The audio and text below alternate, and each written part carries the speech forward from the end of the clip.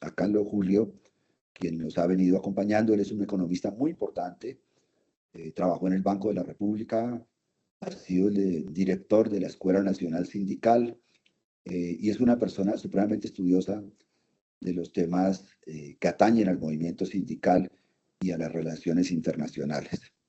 Hoy precisamente nos va a hablar pues, del contexto económico, del tema presupuestal, y bueno, y va a ser un análisis pues, que está en el título de la charla del día de hoy, que va a ser muy importante, sobre todo para nosotros pues, que estamos en la DIAN, y sobre todo o especialmente teniendo en cuenta pues que ya se está planteando una nueva reforma tributaria necesaria precisamente para el ejercicio de este presupuesto que está por encima de los 500 billones de pesos y que no les gusta a las élites porque es un presupuesto que contempla resolver las necesidades del pueblo, las necesidades de los trabajadores.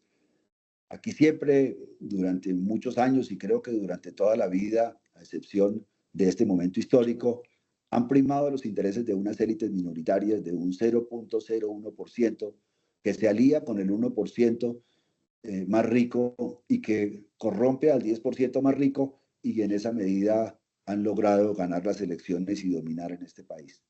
Pero hoy hay una expresión popular y en esa medida, pues precisamente están al orden del día estos debates como el que nos va a plantear hoy nuestro conferencista, el doctor Carlos Julio Díaz Lotero.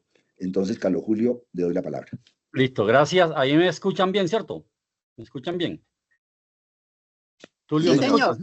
Bueno, listo. Bueno, como lo dijo Tulio, vamos a abordar hoy el panorama fiscal del país, que es un tema que hay que mirarlo de manera integral con el contexto pues, de la política económica.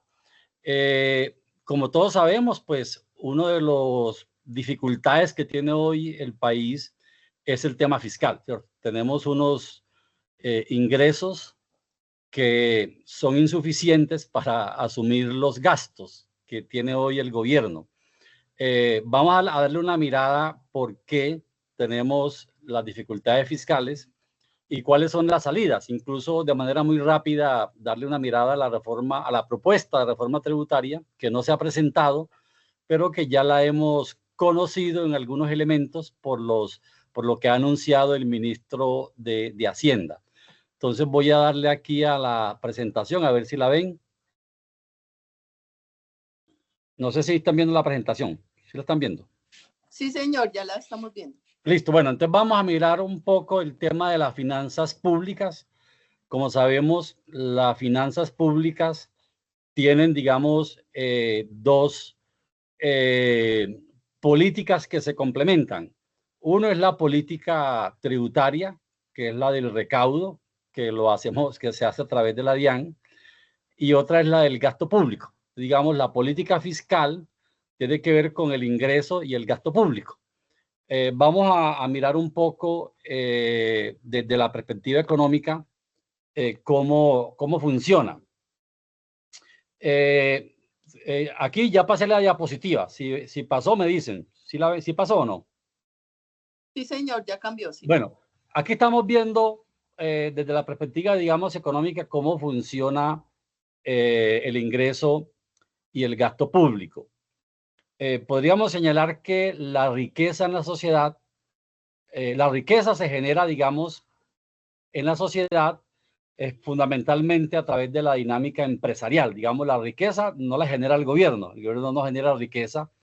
El gobierno lo que hace es apropiarse de parte de la riqueza que se crea en la sociedad para, a través del gasto público, contribuir a generar, digamos, unos bienes sociales, a proveer a la sociedad de unos bienes públicos que no deben estar en manos privadas. Por dar un ejemplo, la justicia, por ejemplo, la función de los jueces de administrar justicia es una función pública que no debe estar en manos privadas. El tema de, por ejemplo, de la infraestructura pública, digamos, de carreteras, la iluminación de las calles, la salud, la educación pública. Entonces el Estado tiene, digamos, unas responsabilidades de proveer a la sociedad con lo que se llaman bienes públicos o bienes sociales, que podría ser otro nombre. Entonces, ¿para qué paga uno impuestos? Uno paga impuestos para que el Estado nos dé unas garantías, por ejemplo, la seguridad, el caso de la policía o el caso de la defensa nacional. Tenemos un ejército, digamos, para tener, digamos, la posibilidad de repeler un ataque de otro país que quiera, digamos, invadirnos. Entonces, todo eso hay que pagarlo y son funciones públicas que no deberían y no están, normalmente no están en manos privadas. Hoy en la mayoría de los estados en el mundo, esas funciones las suministra el Estado. Pues no es lo normal que lo hagan los privados, porque obviamente tienen muchas sensibilidades y obviamente no sería del resorte de los privados administrar justicia, porque sabríamos que ahí hay un problema de sesgos y de desviaciones pues, de los propósitos del sentido de la justicia, como debe entenderse cuando hay un actor que supuestamente pues, no es sesgado a ningún interés particular. Entonces, ¿para qué pagamos impuestos? Digamos, para que el Estado pues, suministre una cantidad de bienes públicos o bienes sociales que no deberían estar en lógica privada. Lo otro es que el Estado, a través del recaudo, cuando se hace un buen diseño, incluso en la constitución política del país, hay unos principios que son tres, que es el de progresividad. Es un principio que indica de que el que más gana, más paga impuestos. Es un poco la filosofía. Y básicamente, no solamente en el sentido de que se le aplique una tarifa plana, sino que incluso debería ser una tarifa mayor. Digamos que el que se gana, por decir 10 millones, le aplicamos, por decir 10%. Pero el que se gana 20 le aplicamos 13%, el que se gana 50 millones 20. Entonces la idea es que la progresividad tiene que ver con que la tarifa también debe ser mayor en la medida de que tengamos más ingresos o más propiedades, más bienes. Ese es el concepto de progresividad. Pero también se habla de equidad en el sentido de que cuando hay, digamos, tratamientos sobre ingresos diversos, se trate de darle el mismo tratamiento. Pero hoy en Colombia incluso las rentas laborales son más gravadas que las rentas financieras, por ejemplo. De allí no hay equidad. Entonces lo que necesitamos es que haya progresividad, haya equidad y haya eficiencia, que es otro tema pues, que también está en el debate de país sobre la forma como se hacen los recaudos tributarios y se hace el gasto público. Entonces, esos son como los tres principios que deberían como ordenar el diseño de un sistema tributario y esos son los temas de debate hoy en el país. Entonces, lo primero es que la tributación, cuando se hace la tributación, en la forma como se hace el recaudo, puede haber esos principios de progresividad, equidad y eficiencia. Puede darse. Y cuando se hace el gasto, hay que aplicar los mismos principios. Es decir, que cuando se hace el gasto público, este gasto no vaya, digamos, a favorecer a los más ricos, sino a la gente más necesitada.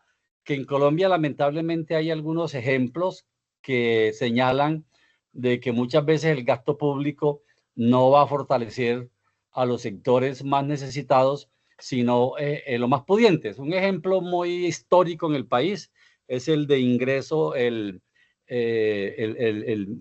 ingreso seguro. Pues recuerdan ustedes que hay un ministro de Hacienda que está hoy en la cárcel. ¿Recuerdan creo que de apellido Arias, que era un ministro muy del gobierno de Uribe? Hago un ingreso seguro. ¿Recuerdan de ese programa en donde los recursos que se distribuían en el agro fueron a familias muy ricas. Entonces eso no es el sentido, digamos, de la política fiscal, sino lo contrario, pues llevar, digamos, que los ricos paguen más impuestos y que los pobres se beneficien más del gasto público. Sería como la filosofía. Si lo miramos desde la perspectiva de lo que alguien llamaba un estado Robin Hood, es como quitarle a los ricos para darle a los pobres, ¿cierto? No es un poquito lo que hoy ocurre, porque lamentablemente la historia estaba plagada de ejemplos contrarios a lo que debiera ser la política fiscal. Eso, entonces, digamos, estamos hablando aquí de los propósitos del gasto público.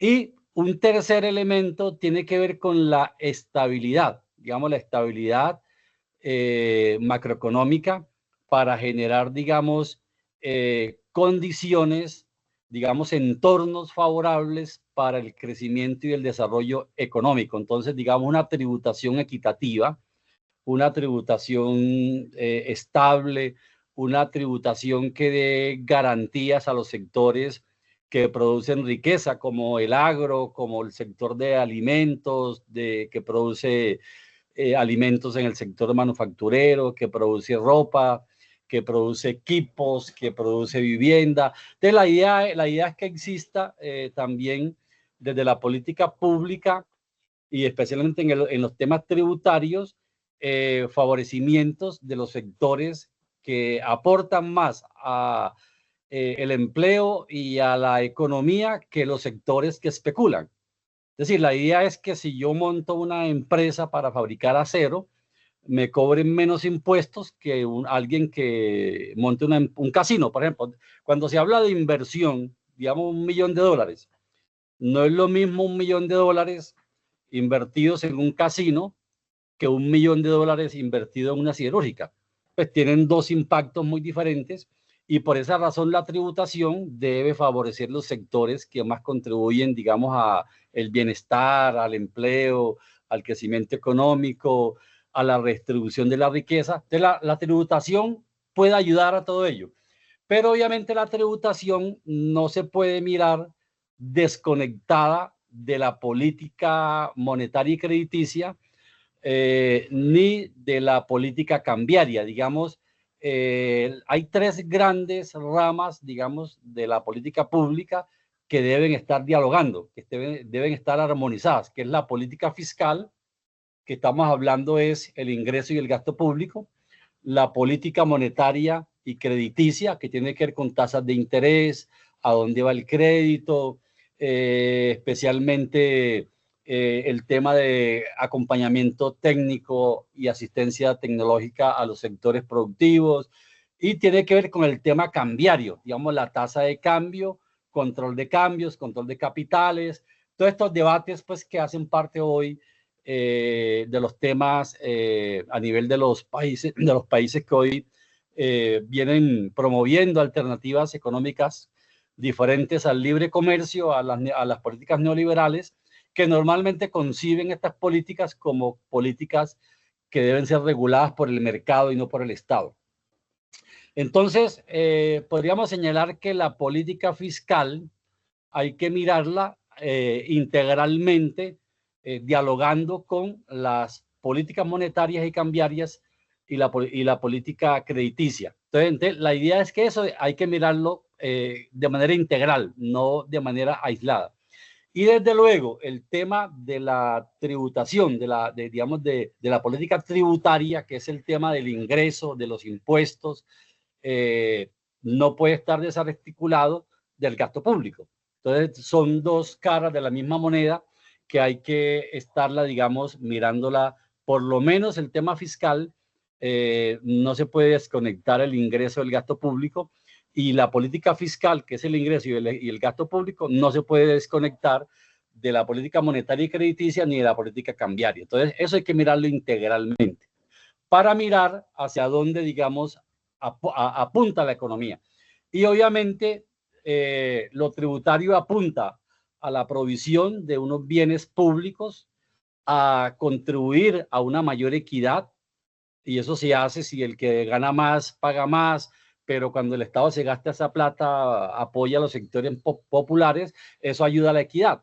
Y lo otro es promover el desarrollo empresarial que aporte al crecimiento, al empleo, al bienestar de la sociedad y no, digamos, a trabajos precarios o no decentes o peor que no decentes, indecentes, ¿cierto? Entonces, estamos hablando de que todo esto debe ir articulado en un propósito común.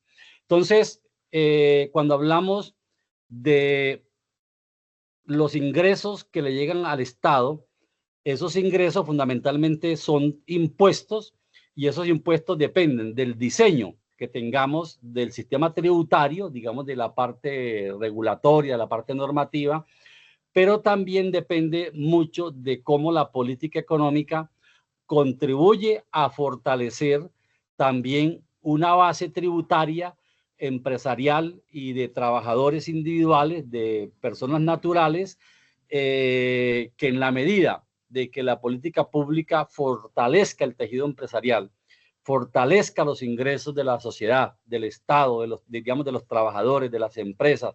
Entonces, digamos que el tema tributario depende está, digamos, en función del sistema que se diseñe, que es un tema que viene en debate en el país y más que todo en este gobierno se ha planteado un rediseño del sistema, pero también depende de cuál es la estructura empresarial, cuál es el perfil, cuál es la calidad y la densidad de las empresas que hay en el país y cuál es la calidad del empleo que se genera en la sociedad, porque no es lo mismo si la informalidad es del 60% o el del 56%, como lo tenemos hoy en Colombia, que es una informalidad muy alta, o si tenemos una tasa de informalidad del 20% y unos empleos formales con buenos salarios. Entonces, todo eso influye en la tributación, ¿sí?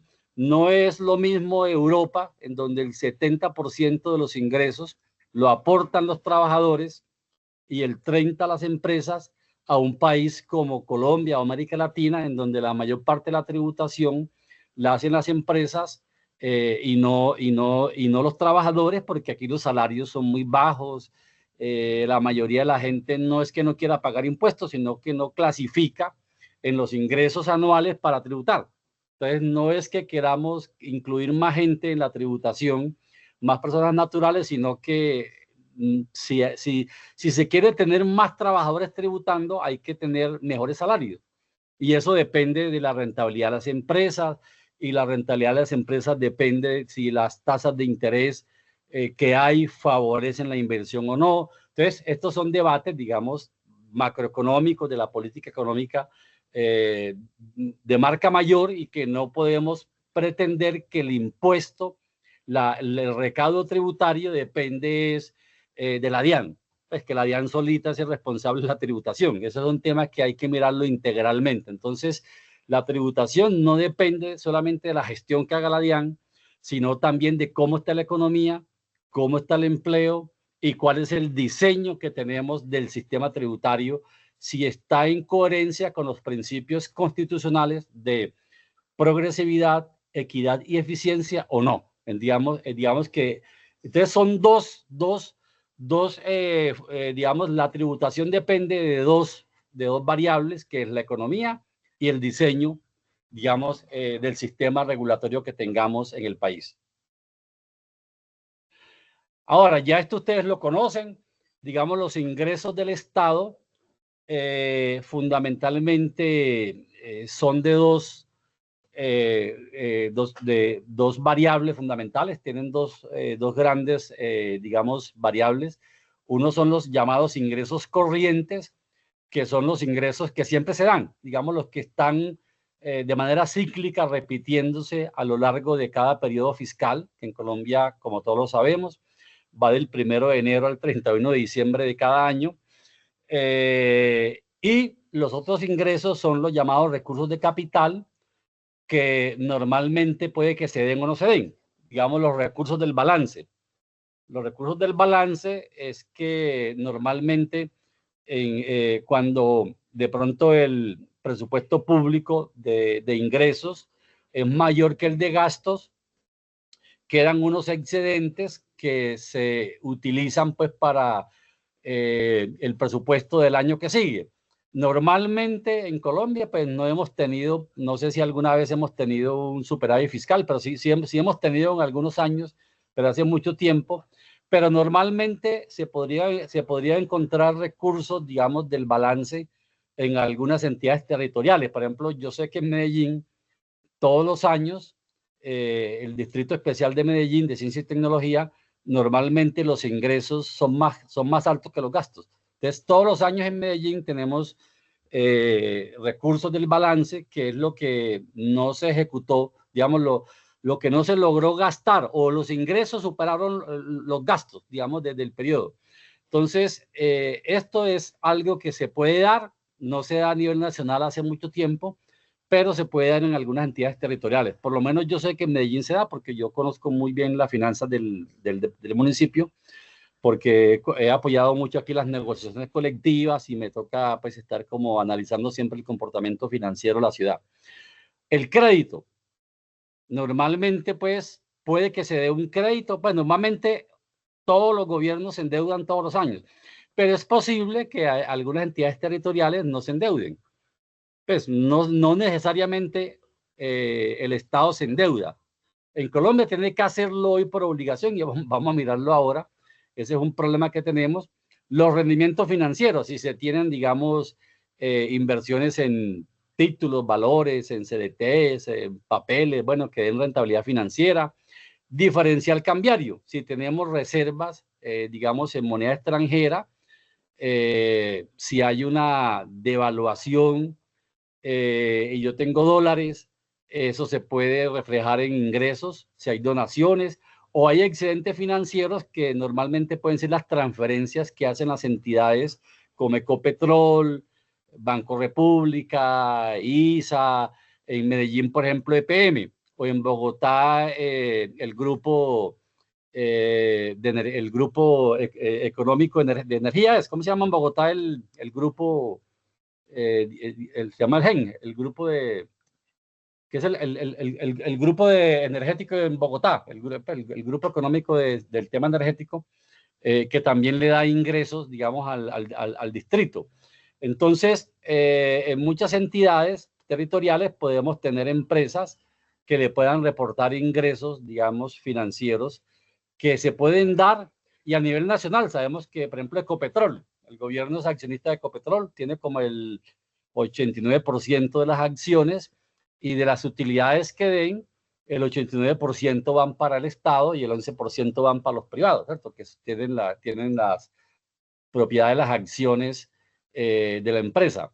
Entonces, eso es básicamente los recursos de capital, que como sabemos se puede dar o no dar. En cambio, el concepto de ingreso corriente es lo que se da de manera regular. Y a nivel de país, los impuestos se clasifican entre tributarios y no tributarios. Los tributarios fundamentalmente se clasifican entre impuestos directos e indirectos.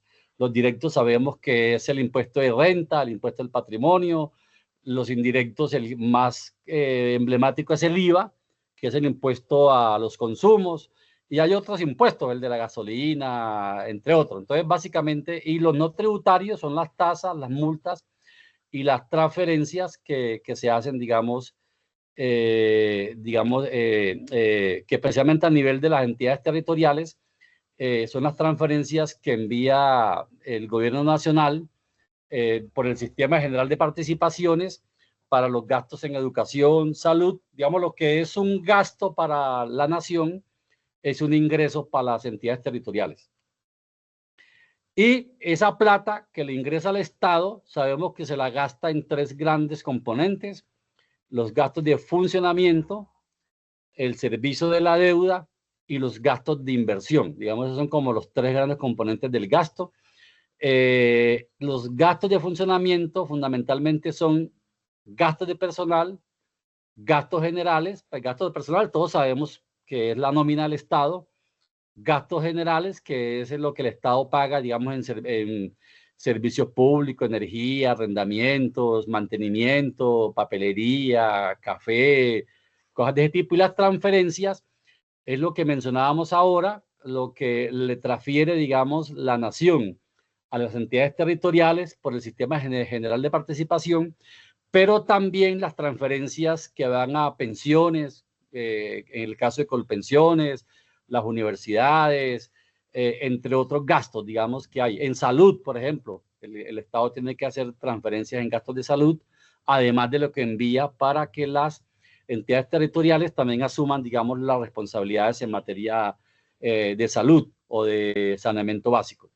La deuda tiene dos grandes componentes, deuda interna y deuda externa. En este momento la deuda externa pesa menos que la interna. Digamos, la interna es hoy el 70% de la deuda pública del gobierno central.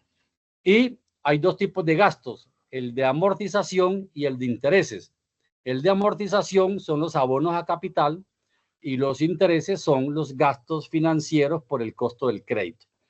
Y en inversión, fundamentalmente es infraestructura, digamos, cuando se hace un colegio, dotación, cuando se compran los implementos, digamos, los escritorios, las sillas, los equipos, el videobin, recursos humanos, que son los gastos que se hacen en programas sociales, investigación y estudio, administración del Estado y subsidio y operación financiera, que es lo que tiene que ver ya con las empresas industriales y comerciales del Estado, como el caso de EPM en Medellín o el caso de pronto de Ecopetrol. No sé, tiene otras empresas, digamos, porque Ecopetrol ya es una empresa que estaba bajo la lógica privada, más que todo, pero no son trabajadores, digamos, los trabajadores de Ecopetrol hoy ya no son trabajadores oficiales.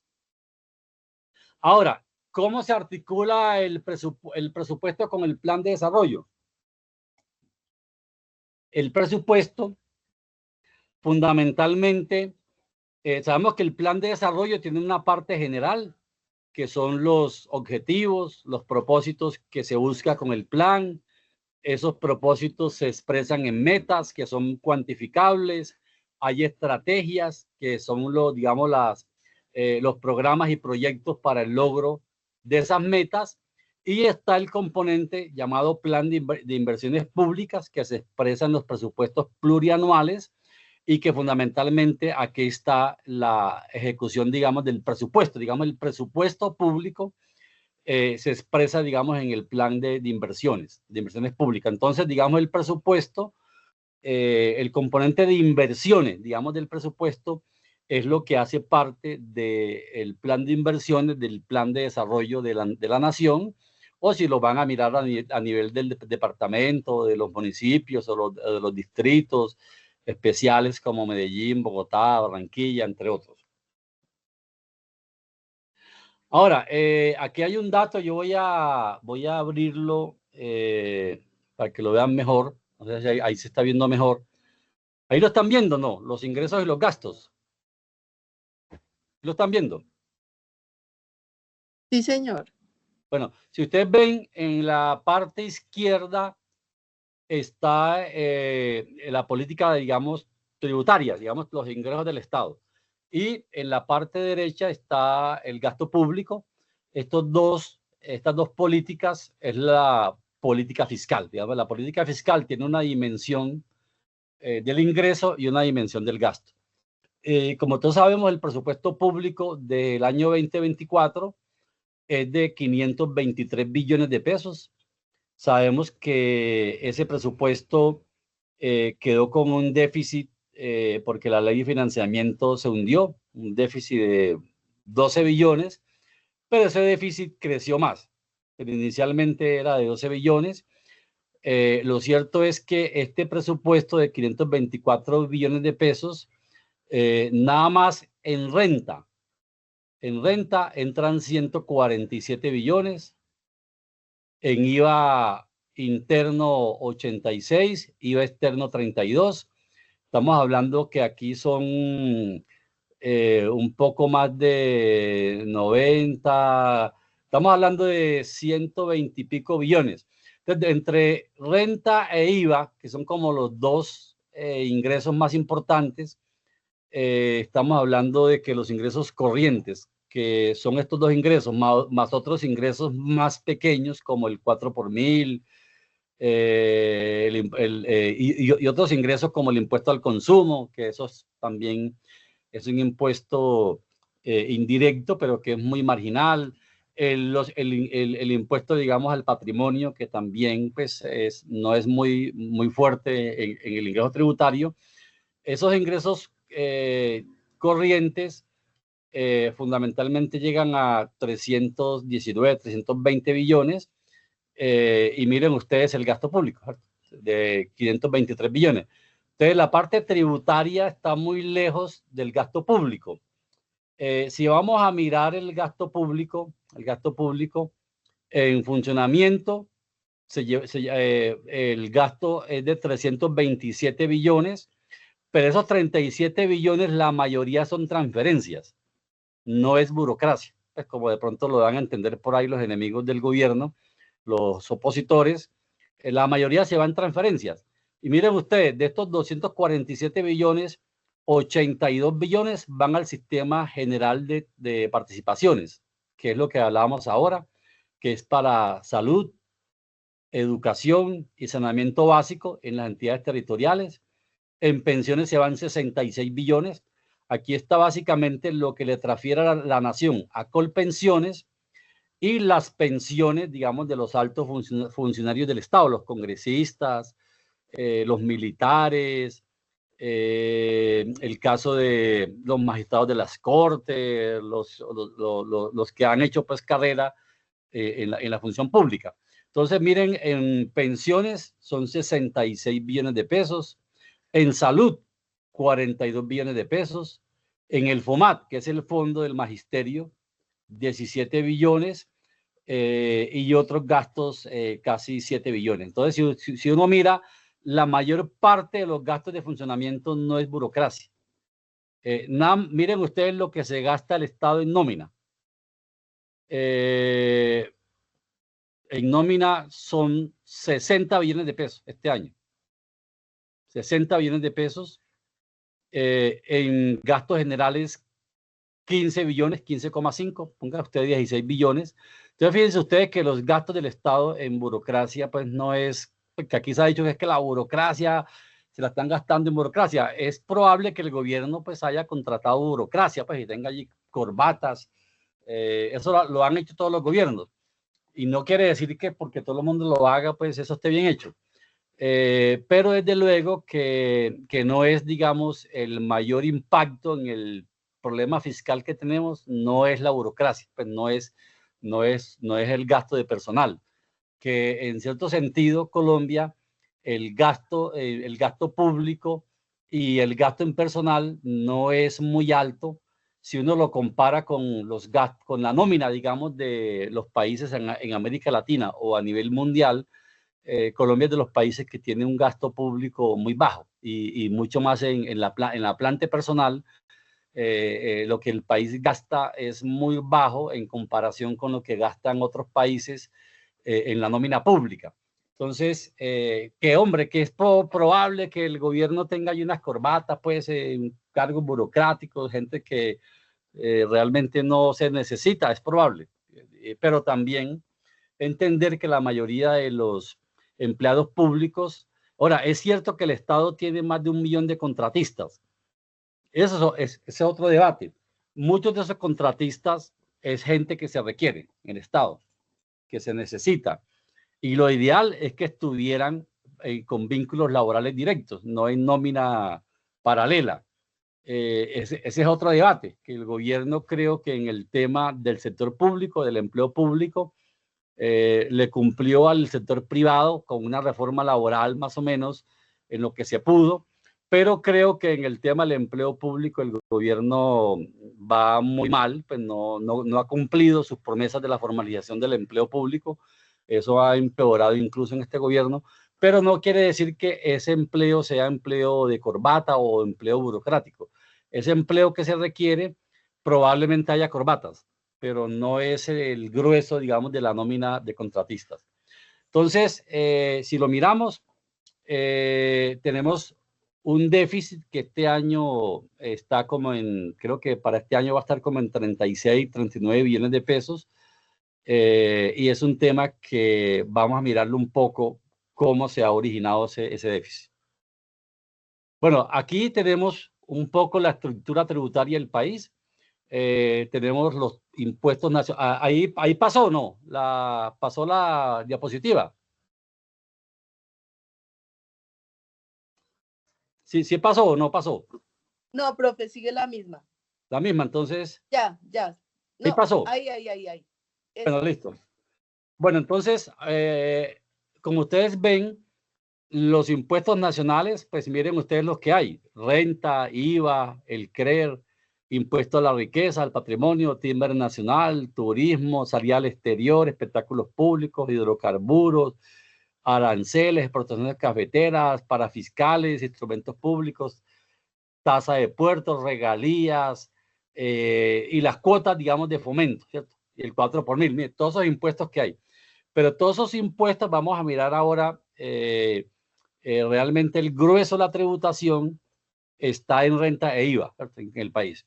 Los impuestos departamentales son unos impuestos que son de la época de la colonia, son impuestos obsoletos. La mayor parte de los impuestos de los departamentos son el vicio, el licor, el cigarrillo. Es decir, que a uno lo envenenan para después tratarlo. Esa plata va para la salud. Es bastante chistoso porque a uno se enferma fumando cigarrillo, emborrachándose, y después esa plata se la gastan atendiendo la diabetes, la cirrosis, cosas de ese tipo. Entonces, digamos, el vicio es el que eran como los impuestos de la colonia. Entonces, tenemos una tributación a nivel de los departamentos bastante, digamos, no sé, me parece que es una tributación bastante obsoleta, que eso habría que revisarlo, incluso el sentido del fuerte de los vicios para financiar no sé, ese es un tema que hay que revisarlo.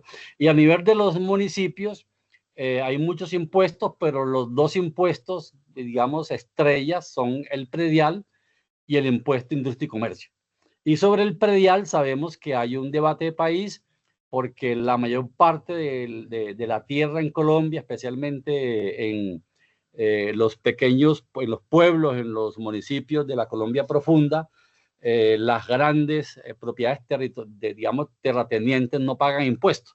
Hay un atraso en la actualización, digamos, del predial, y que es un tema que este gobierno en el plan de desarrollo había prometido llevarlo a un 70%, pero creo que no va a llegar ni al 30%, o está como en el 30%. Entonces, de todas formas, ese es uno de los acuerdos que hubo del predial multipropósito, y que creo que hoy es uno de los temas, pues, que hay que mirar cómo se avanza en tener una tributación a nivel de las entidades territoriales que fortalezca las finanzas públicas. Porque aquí no solamente hay que mirar los impuestos nacionales, sino también la tributación territorial. Esto hay que mirarlo integralmente, ¿sí? Integralmente. Miren aquí un poco cómo se distribuye ese recaudo. De todo lo que el país recauda, el 85% son impuestos nacionales y el 15% son impuestos territoriales. De estos impuestos, casi el 5% son impuestos departamentales y casi el 12%, aquí me equivoqué en un punto, casi el 12% son municipales y como el 3,8% son impuestos departamentales. Entonces, el tema de la tributación de los municipios puede ser muy grande, porque hay que revisar los avalúos, pero también un poco la política tributaria territorial, que hay algunos impuestos como el impuesto que ahora vamos a mirarlo. Uno es el de la valorización, pero otro es el impuesto de plusvalía, que es una posibilidad tributaria que hay, pero como eso afecta mucho a los grandes inversionistas y especuladores de la tierra, no se ha podido avanzar en los consejos municipales de las entidades territoriales, porque ellos controlan, digamos, a los consejos territoriales y controlan a los gobiernos locales. Entonces tenemos ahí un problema de problemas fiscales a nivel de los municipios porque hay, digamos, una baja actualización del predial. Tenemos hoy brechas muy altas entre el valor comercial y el valor catastral. Esa brecha es muy alta, tanto que, digamos, en propiedades como a nivel de muchos municipios, como en la costa, el avalúo catastral es el 10% del comercial. ¿Sí? Normalmente el avalúo catastral siempre es como la mitad o menos del comercial, pero hay lugares donde incluso la mayoría del país tenemos una brecha muy fuerte entre el avalúo catastral y el valor comercial, digamos, de los predios. Entonces yo digo que el tema tributario, del recaudo tributario, hay que mirarlo articuladamente a nivel de país, y una de las salidas que hay que plantear es fortalecer las finanzas territoriales, y hay muchas posibilidades para que no estén dependiendo tanto de las transferencias nacionales, que creo que aquí todo lo que se mira es siempre que hay, el tema tributario son las reformas de los impuestos nacionales, pero hay mucho por hacer en los territorios que también podrían aliviar esas transferencias que hoy, como lo vemos, siempre es mirando cómo se le transfiere más de la nación a los territorios, y hay también muchas posibilidades fiscales en los territorios que no se están utilizando. Entonces miramos, el déficit fiscal del país viene creciendo. Digamos, si lo miramos en el 2010, era el 3%, perdón, sí, el déficit fiscal era el 3%, llegamos a tenerlo en el marco de la pandemia casi en el 8%, bajó al 4,3% en el año 2023, subió al 6,8% en el 2024 y está ya creo que por encima del 7% en el año 2025. Entonces tenemos hoy un problema, y cuando hablamos del 7% estamos hablando de casi 40 billones de pesos, ¿cierto? Entre lo que el Estado se gasta 40 billones de pesos más de lo que le ingresa. Entonces, ese es un problema que tenemos hoy. Digamos, de los grandes problemas del país es el de las finanzas públicas, ¿cierto? Cómo los ingresos que tenemos son insuficientes para atender el gasto que tenemos. Ahora, el recaudo en el país, como lo miramos, venía creciendo, pero en el 2024 cayó. Ahora vamos a mirar por qué cayó. Creció al 16,5.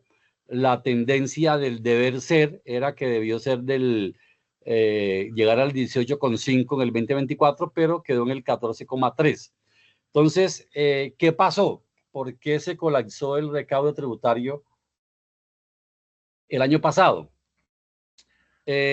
Como ya les comentaba, el tema de la economía, digamos, la economía no tuvo buen desempeño en el 2023. Eso afectó, impactó el ingreso, el recaudo tributario, porque venimos saliendo de una pandemia, las tasas de crecimiento no son muy altas. Creció cuando salimos de la pandemia, pero el crecimiento se ralentizó y se bajó mucho en el año 2023. Este año se espera que crezcamos 2,7%, que sigue siendo todavía una tasa de crecimiento muy inferior a las que históricamente hemos tenido en el país, que ha estado entre el 4% en promedio. Y obviamente el crecimiento de la economía impacta en el recaudo. Pero miren, ¿por qué no se cumplió la meta, digamos, que se tenía? Hubo varias razones que se han explicado por algunos funcionarios de la DIAN y por el mismo Ministerio de Hacienda. Lo primero, sabemos que en el presupuesto del año 2024 se habían incluido unos ingresos por litigios y arbitramentos de 10 billones, que eso no se dieron. También la Corte tumbó parte de la reforma tributaria del 2022. Especialmente se había establecido que las regalías no podían deducirse, no eran deducibles en el impuesto de renta, digamos, para pagar el impuesto de renta. No era deducible. Resulta que la Corte consideró que sí se pueden deducir, y al considerar que sí se pueden deducir, digamos, las regalías del impuesto de renta, eso obviamente recortó los ingresos anuales en más de 4 billones de pesos. Es decir, 4 billones de pesos se perdieron, producto pues, de la forma como la Corte interpretó el tema de las regalías, que desde nuestra perspectiva las regalías no pueden considerarse como deducibles en el impuesto de renta, porque las regalías es como una participación que tiene el Estado cuando todo el que monta un negocio de minería, de petróleo, de estos bienes no renovables, que el Estado es dueño digamos, de lo que está en la tierra, lo que está, digamos, bajo tierra. Entonces, cuando algún particular monta un negocio para explotar el carbón, el petróleo, el gas, el oro, el níquel, lo que sea, el Estado es accionista. Y la regalía es como cuando a uno le pagan, digamos, dividendos en una empresa. Y los dividendos no son deducibles, digamos, del impuesto de renta. Entonces, por esa razón es extraño el fallo de la Corte que interpretó que podían deducirse del impuesto de renta. Entonces, eso afectó en 4 billones de pesos por lo menos los ingresos, el recaudo tributario. Lo otro que también se había incorporado un mayor recaudo por gestión de la DIAN, pero no se dio. Sabemos que la DIAN tiene limitaciones tecnológicas, no tiene todavía todo el potencial, porque no, pues si uno le quiere pedir a la DIAN que tenga mayor control frente a la evasión, frente a la ilusión y cosas de este tipo, se requiere obviamente mejor tecnología, mayor capacidad de seguimiento, y eso es un tema pues que si usted quiere mejorar el ingreso, tiene que mejorar el gasto. El gasto se ve reflejado en mayores ingresos, pero se quiere que se tengan más ingresos sin mejorar el gasto.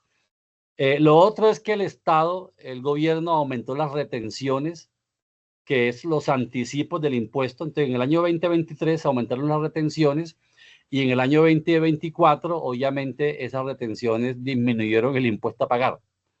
Bueno, entre otros, digamos, los anticipos también aumentaron, y todo eso, digamos, las retenciones, los anticipos, contribuyeron a que el recaudo tributario se viera ostensiblemente disminuido. Entonces, y obviamente, y el tema de la economía, sabemos que en el 2023 no fue un buen año para las empresas, y eso obviamente tuvo un impacto, pues que pues, no tiene, pues la DIAN no tiene nada que ver con esto, pues es un tema que es ajeno al gobierno, bueno, ya el tema de cómo funciona la economía es un tema pues que va más allá pues de la DIAN, es un tema que le compete al gobierno, pero va más allá del gobierno.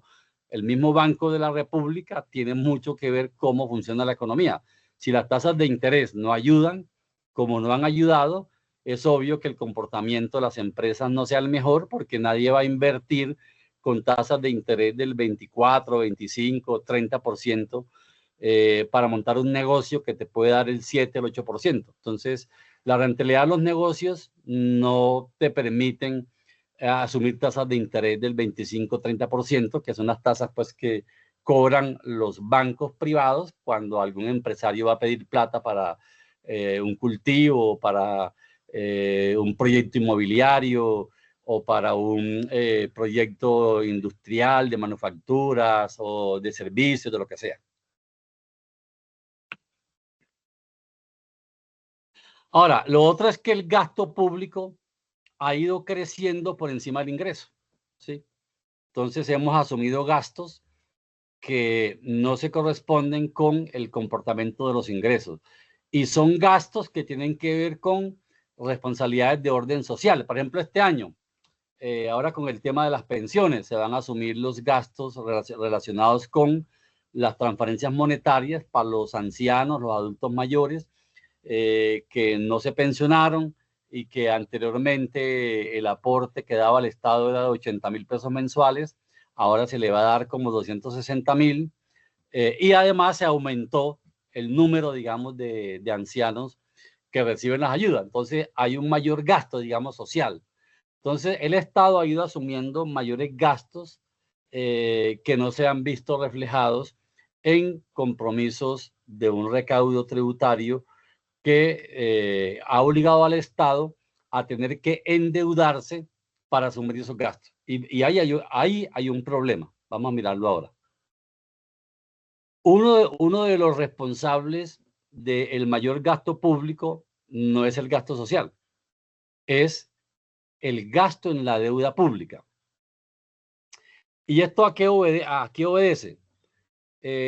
Por ejemplo, uno de los responsables de esto es que en el año 1991, con la Asamblea Constituyente del 91, que diseñó un nuevo modelo, digamos, de banca central, antes del 91, el Banco de la República podía darle crédito primario al gobierno central a tasas de interés muy bajas.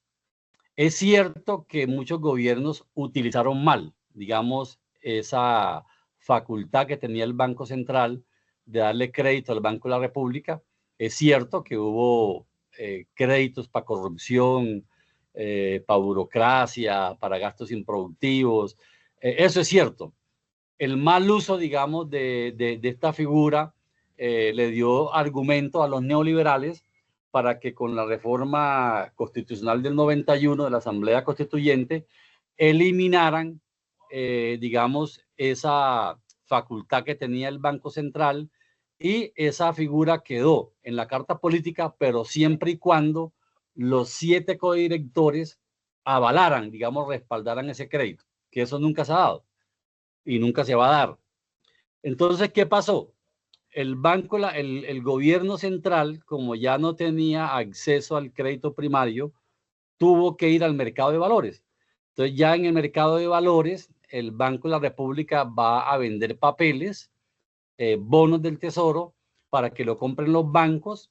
Entonces, ocurre lo siguiente: el Banco de la República le da liquidez a los bancos privados, digamos, les cobra hoy les cobra el 9.25, por ejemplo. El 9.25 es la tasa de interés de referencia del Banco de la República. Entonces, digamos, el Banco de la República le cobra el 9.25, le da crédito a los bancos privados, le suministra liquidez y le cobra el 9.25. Y el gobierno vende papeles y tiene que, digamos, pagar intereses del 13, 14%, por decir algo. Entonces, los bancos privados, digamos, se benefician de un crédito de un banco del Estado a una tasa de interés determinada, y ese banco privado compra papeles del gobierno, le presta plata al gobierno a una tasa del 3, 4 puntos por encima. Entonces, esa es una de las causas por las cuales el gasto público en deuda ha crecido, porque el costo del endeudamiento del Estado se creció con el nuevo modelo de banca central, que ya prohíbe prácticamente que el Banco Central le dé crédito primario al gobierno nacional. Y obviamente le dé crédito primario para proyectos de infraestructura, para hacer una carretera, y el gobierno tiene que ir a la banca privada, tiene que ir al mercado de valores, a endeudarse a costos financieros más altos. Eso es un tema que no tiene que ver con la política fiscal, tiene que ver con la política monetaria crediticia que se diseñó en la Carta Política del 91 y que contribuyó a que el costo financiero del endeudamiento del Estado fuera cada vez mayor.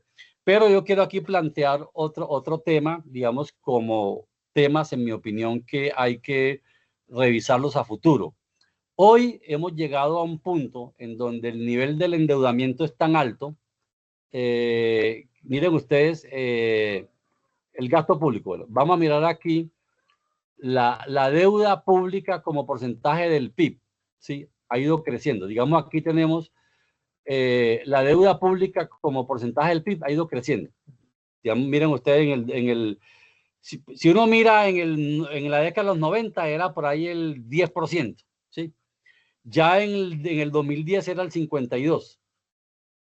En el gobierno de Duque, por la pandemia, llegamos al 65%. Petro lo bajó al 58% y lo subió otra al 60%. Y creo que este año ya está como en el 65, 60 y pico otra vez. Entonces, ¿el tema cuál es? El tema es que la deuda pública frente al PIB ha ido creciendo. Pero el lío es que cada vez más el componente de la deuda es mayor en el presupuesto público. Digamos, en el año 2010 era el 12% y ya hoy, en el 2024, fue el doble, el 24%. Incluso los gastos de funcionamiento son como el mayor componente del presupuesto, del presupuesto, digamos, de público. Pero la deuda hoy está por encima de la inversión. La inversión es el 17% del gasto público. Nada más, digamos, si vamos a mirar el gasto en intereses, nada más, el gasto en intereses de este año, digamos, del año 2025, el gasto en intereses es de 82 billones de pesos, que incluso es superior al gasto en inversión, que es como de 80 billones. Entonces tenemos un problema en donde ya la deuda le ha ido quitando espacio a la inversión y en este momento pues tenemos que debatir lo siguiente. Yo creo que un problema que tenemos, obviamente, es la evasión de impuestos. Estamos en un tema la evasión de impuestos, ¿cierto? La evasión de impuestos, que sabemos que ese es un problema que la DIAN se calcula como en casi 100 billones de pesos, pero gran parte de ello es IVA, que en mi opinión no deberíamos pretender que le cobremos IVA a todo, pero sí podríamos hablar que hay 21 billones de evasión en renta de personas naturales y hay más o menos 46 billones en personas jurídicas. Estamos hablando aquí de más de 66, 67 billones de pesos que debieron ingresar en el año 2024, que en mi opinión sí es un tema que habría que mirar cómo se evita. No comparto pues el cálculo de que allí se incluya también lo del IVA, porque el IVA es un impuesto regresivo. Entonces, de todas formas, el tema de la evasión explica en parte, pero quería mencionar que en última instancia, el tema que tenemos que resolver en el Estado, y esto es un tema que habría que mirar cómo se reconfigura a futuro, es cuál es la política de endeudamiento del Estado. Es decir, yo creo que el Estado debería endeudarse, o yo les hago una pregunta para que ustedes la respondan. ¿Para ustedes endeudarse es algo bueno o malo? A ver quién me responde, cómo entiende si es bueno o malo endeudarse. Que alguien me responda a esa pregunta.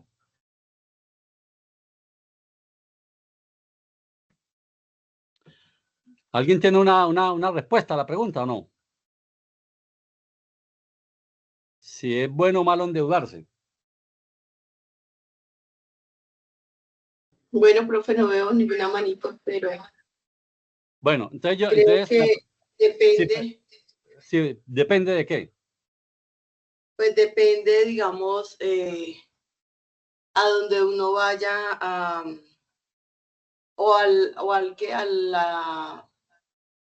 al banco o bueno, al ente financiero donde uno adquiera un crédito, porque pues si es alto, pues obviamente depende también de la tasa que se esté pagando.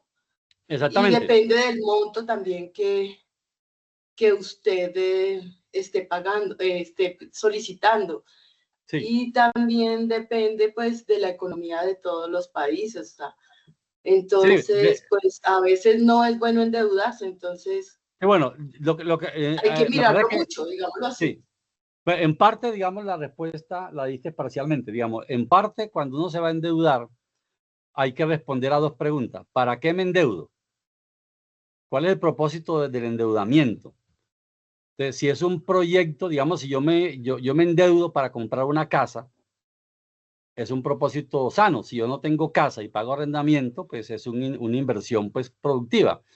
Pero si yo me endeudo para irme, para jugar en casinos, prostíbulos, juegos de azar, de rocho, en licor, entonces, ¿para qué me endeudo? Entonces, si yo me endeudo para un propósito productivo, es positivo. Y lo otro es cuál es la condición del crédito. Si el crédito es muy especulativo, muy alto, las tasas de interés, así me endeude para algo bueno, como comprar una casa, me voy a quebrar. Entonces, la idea es que la respuesta depende de para qué me endeudo y en qué condición me endeudo. Y lo mismo en el Estado. Cuando el Estado se endeude, lo que deberíamos establecer como norma es que el Estado se endeudara de manera general, pues, digamos, excepcionalmente podría hacerlo, pero la idea es que cuando el Estado se endeude sea para proyectos que tengan un retorno económico y que la tasa de interés permita que el retorno sea favorable. Entonces, cuando el Estado se endeuda para burocracia o se endeuda para gasto social, esos gastos no te dan retorno. Digamos, si yo me endeudo para pagar digamos, la renta básica para los pensionados que no tienen pensión, digamos, para los pobres que no tienen pensión, eso está muy bien el gasto, pero eso es un gasto que se gastó la plata y no tiene retorno.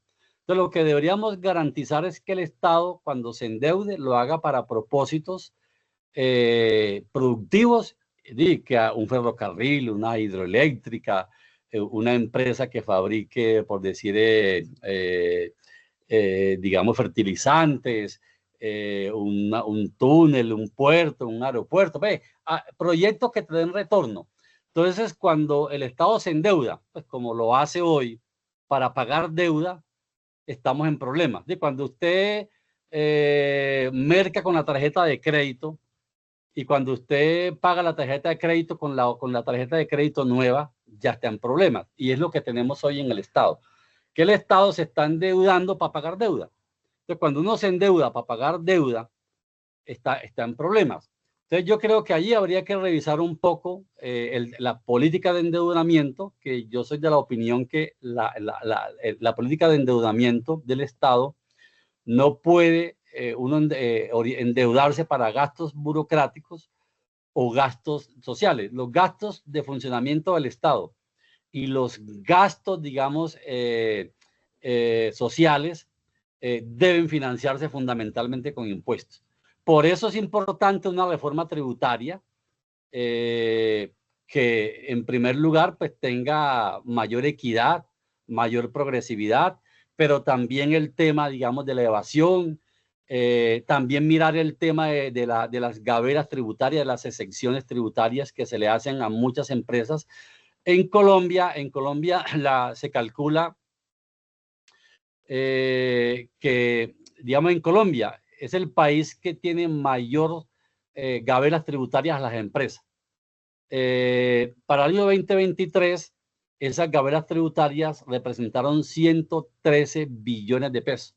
¿Sí? Estamos hablando de 113 billones, 98 billones supuestamente en el tema de la evasión. A eso súmele el gasto que va para la deuda. Entonces yo creo que aquí hay temas que tenemos que abordar. Si uno lo mira a nivel de América Latina, perdón, a nivel internacional, digamos, la recaudación tributaria que hace Colombia es de las más bajas. Digamos, el recaudo tributario es de los más bajos. En el año 2022 fue el 14,4, cuando, por ejemplo, en Dinamarca fue el 35, por decirlo.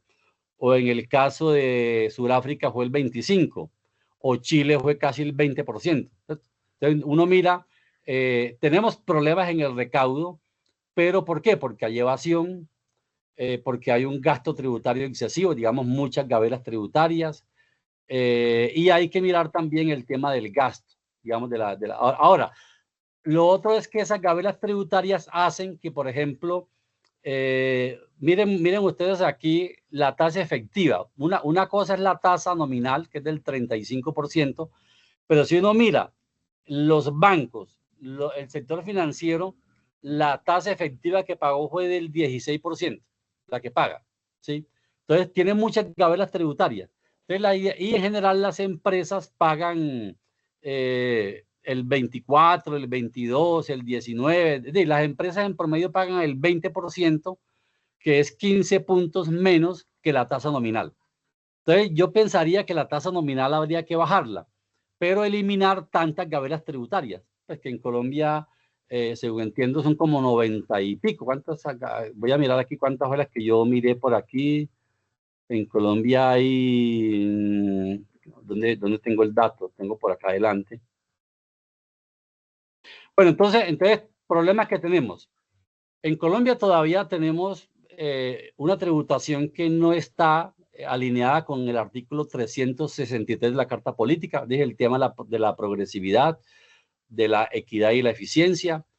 Eso hace que tengamos unos niveles de desigualdad muy altos. El bajo recaudo fiscal obviamente impacta que los programas sociales como educación, salud, ciencia y tecnología, infraestructura, ese gasto no sea muy alto, y eso obviamente es un círculo vicioso que afecta, impacta en que el recaudo tributario seguirá siendo bajo, todo eso. Entonces, ¿por qué tenemos un bajo recaudo? Porque las tasas nominales y efectivas, digamos, las tasas efectivas son muy bajas, hay mucha evasión, hay mucha regresividad. Por ejemplo, un ejemplo concreto es que en el tema de las herencias tenemos los impuestos más bajos del mundo. Miren, creo que voy a mostrarle aquí. Pero miren el de las herencias. En Japón es del 55%, Corea el 50%, Francia el 45%, Estados Unidos el 40%, Ecuador el 35%, que es un vecino, Colombia el 15%, digamos, en el tema de las herencias. Obviamente tenemos demasiados beneficios tributarios. Ahora estaba buscando el dato. Tenemos 294 gabelas tributarias. Eso hay que revisarlo. Tenemos también una estructura económica muy precaria.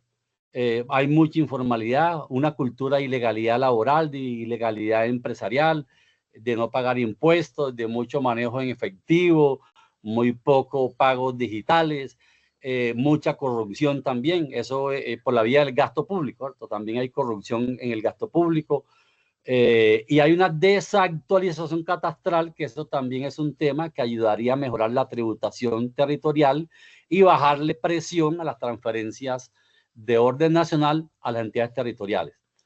El gasto tributario es excesivo, ya lo hemos mirado. El tema de la corrupción obviamente crea una cultura fiscal muy pobre, porque la gente dice, bueno, ¿yo para qué voy a pagar impuestos si se van a robar la plata? Entonces, eso hace que también la gente, y obviamente la baja actualización, digamos, catastral. En el impuesto, digamos, de la tarifa de rentas para las personas de altos ingresos, que eso pues obviamente aporta, pues no es muy fundamental, pero aporta, digamos, mientras que en Dinamarca es del 55, en Colombia es del 39, o en Francia del 41, en Colombia el 39. Vamos a mirar aquí un poquito lo que se ha anunciado por medios sobre la reforma tributaria. El proyecto de reforma tributaria del gobierno pretende recaudar 26 billones. Es un poquito como 26,3. No lo han presentado, pero lo que yo pues, pude captar de lo que dicen los medios, según lo dijo el ministro de Hacienda. Pretenden buscar 26,3 billones de pesos. Esto es el 1,6% del PIB. Básicamente se va a aumentar los impuestos al licor, a la cerveza, al cigarrillo, a los plásticos de un solo uso. Se van a buscar medidas de control a la evasión y la elusión. Se van a reducir beneficios tributarios. No se va a aumentar impuestos del IVA. No se van a gravar las pensiones ni los servicios públicos básicos. Es lo que ha anunciado el gobierno.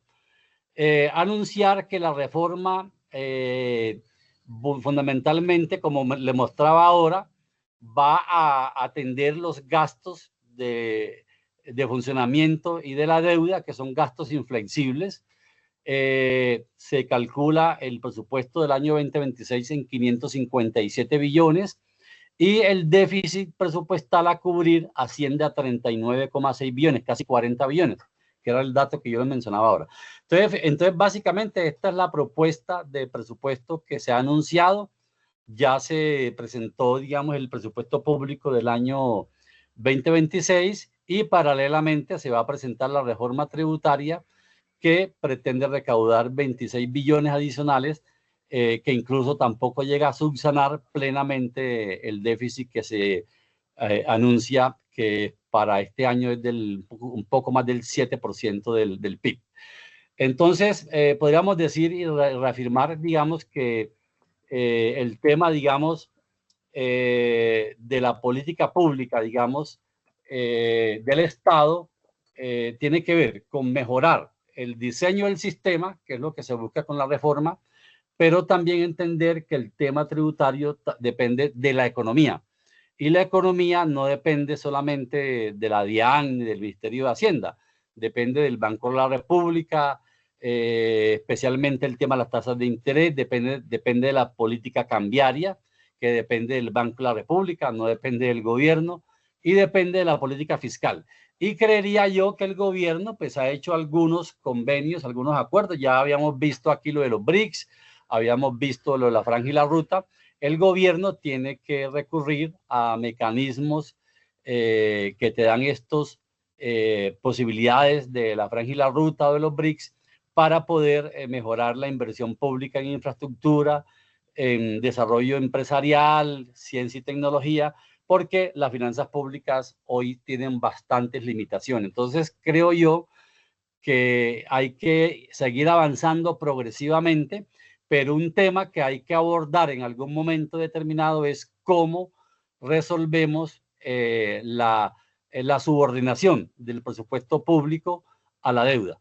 Ese es un tema que hay que abordar en algún momento porque la deuda no nos da margen de maniobra para gastos sociales, ni mucho menos para el gasto de inversión pública.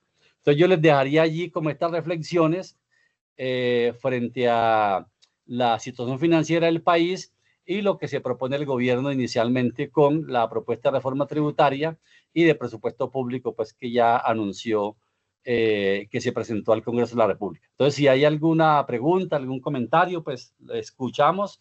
O si no, pues nos disponemos para mirar una propuesta ya la próxima charla. Te voy a dejar aquí de compartir. Muchísimas gracias, profe. No veo ninguna manita levantada. Entonces, profe, agradecemos que usted esté acá hoy con nosotros y muy gentil por su exposición, muy buena su exposición. Estos son temas de actualidad que la verdad nos nutre y agradecemos mucho que usted haya aceptado estar aquí con nosotros. A ustedes, compañeros y compañeras, una feliz tarde y hasta el próximo miércoles. Bueno, hasta luego gracias, y profesor Carlos, feliz tarde a todos. Para nos vemos igualmente, en la próxima. Chao. Sí, señor. Muchísimas gracias. Feliz tarde.